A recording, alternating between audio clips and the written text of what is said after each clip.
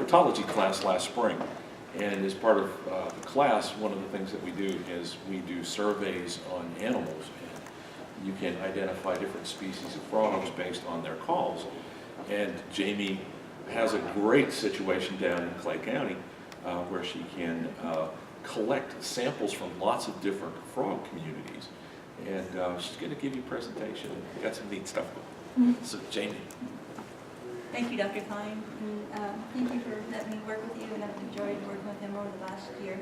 Like I said, my name is Jamie Marcus, and my talk is about the frog survey of Clay County, Alabama.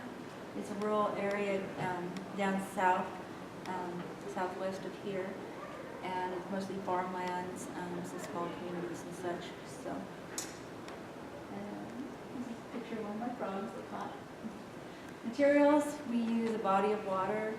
Could be a pond, creek, stream, or wetland. It's good to have some combinations of all of it. You always have to have an outdoor thermometer to get your temperature reading, a recording device to get the calls of the frogs, and we use a FrogWatch USA observation data sheet to record all our information, and of course a flashlight for additional because you're out in the dark time.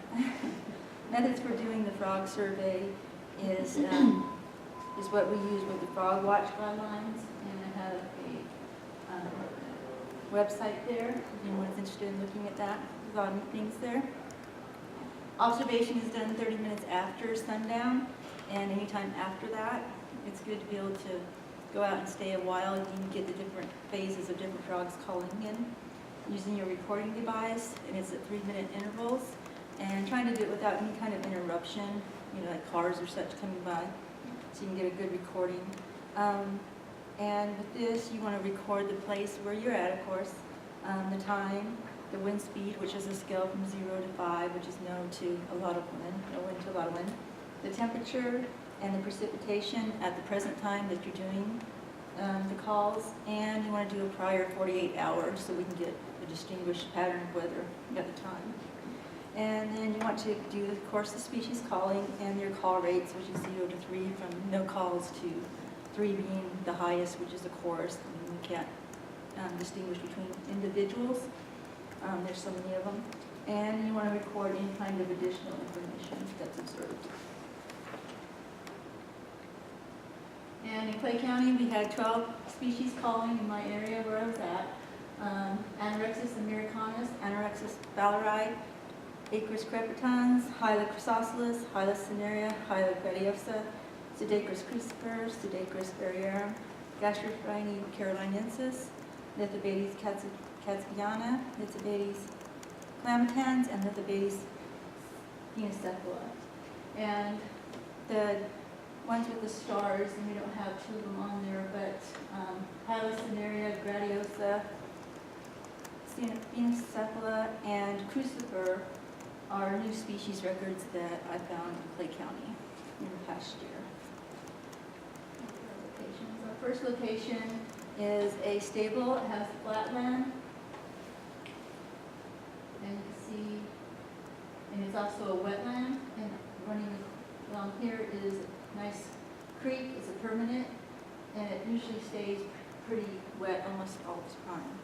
And this is the area where we find the most of the species, all of them except for one, which is catesbeiana we don't have there, the bullfrog, because there's not a pond there, and bullfrogs breed in ponds, so that's one species we don't have there. This one has the highest calling rate of all the areas and the most species. Our next ones, these are personal ponds on our property. Pond 1 and Pond 2.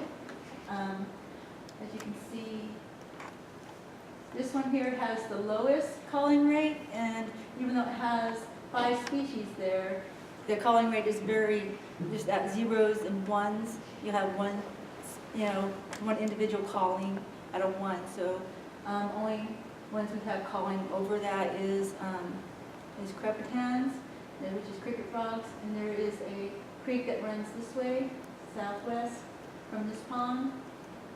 This pond also has predatory fish in it, so has been put in there for probably the last 5 years or such. And this used to be a really huge frog pond, and now it's down to Zoma zilch just from predatory fish being in there.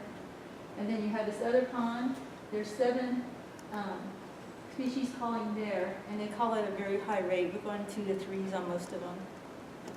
And you can see the vegetation is there. And a lot of times this has a wetland that comes up. Right now it's kind of down, but it comes all the way up into here.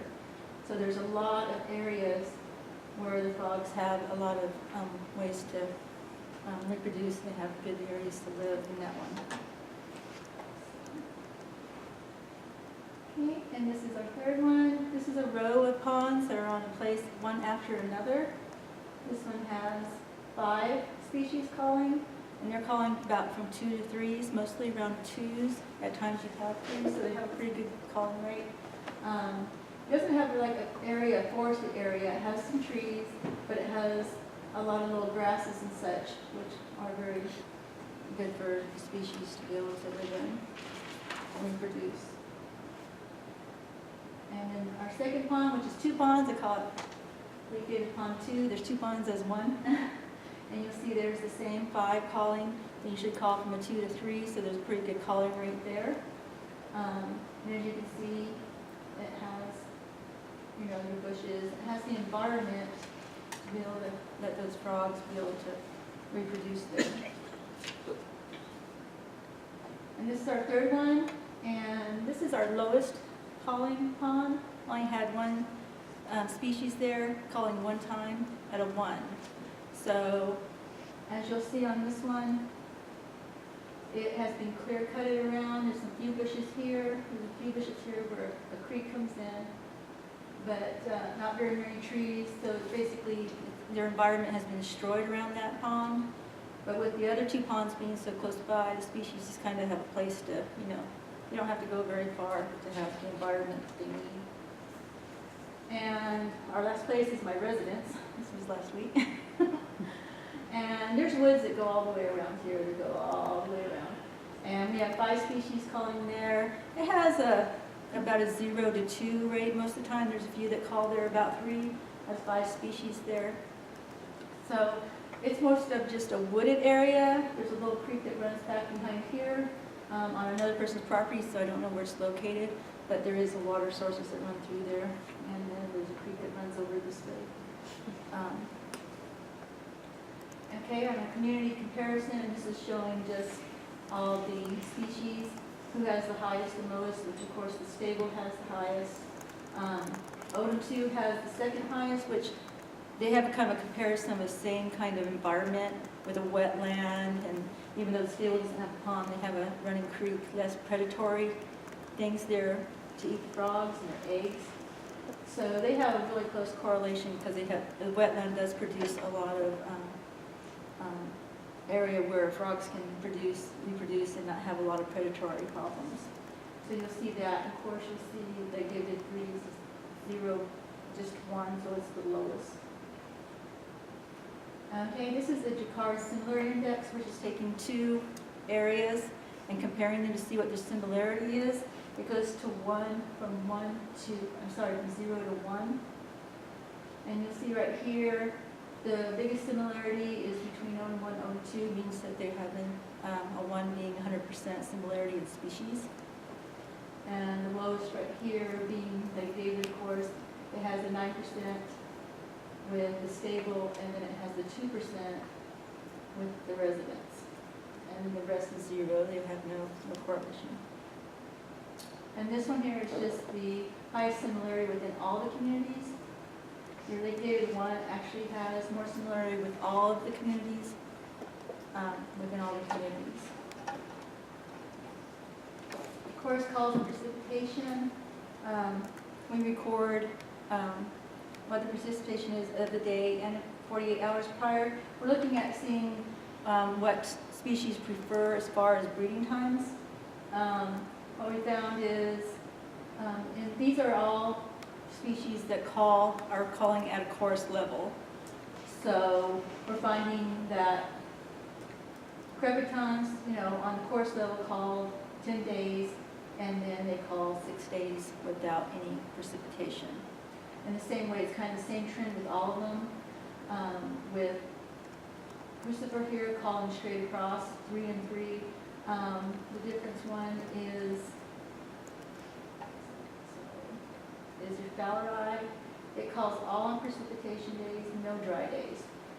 And so the conclusion kind of is that is they prefer to have precipitation when they're mating and calling, but it's not conclusive that they need precipitation to call and to reproduce. And results is there is a diverse areas there. There's diverse species, and out of 6 genera, 12 species.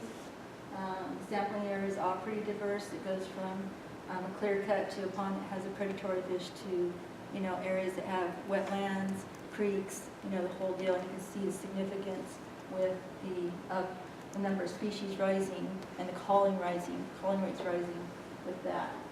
Mating season is year-round, with June being the peak with 8 species calling in that area, in the spring area, with June being the peak with 8 species calling. The winter peak has 4 species calling, and they don't call as much as in the springtime, but like crucifer will call at a chorus rate from the beginning of the fall, like maybe into November. Right now they're not calling as much because it's a colder weather, but last year they were calling from November all the way into almost April, at a full rate. Okay. And of course we went over majority species called precipitation present, but it's not a determinant of calling altogether.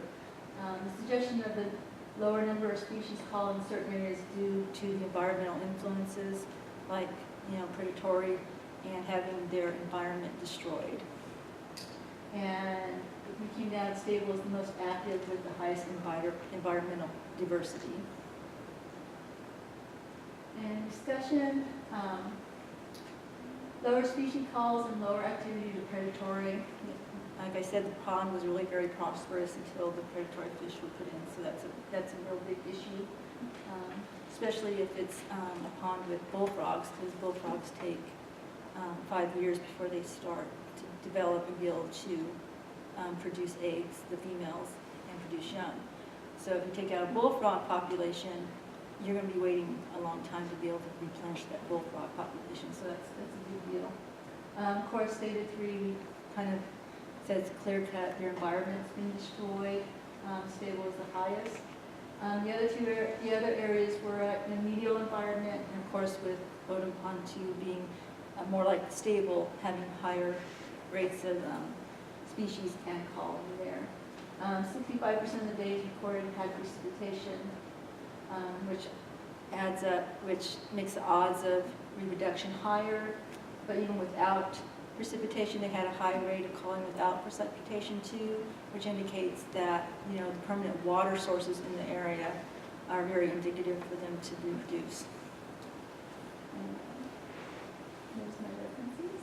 I think Dr. Klein again, anyone have questions? And I have saw recordings I can play on there, and most of my photography and my site photography is by. Thank you.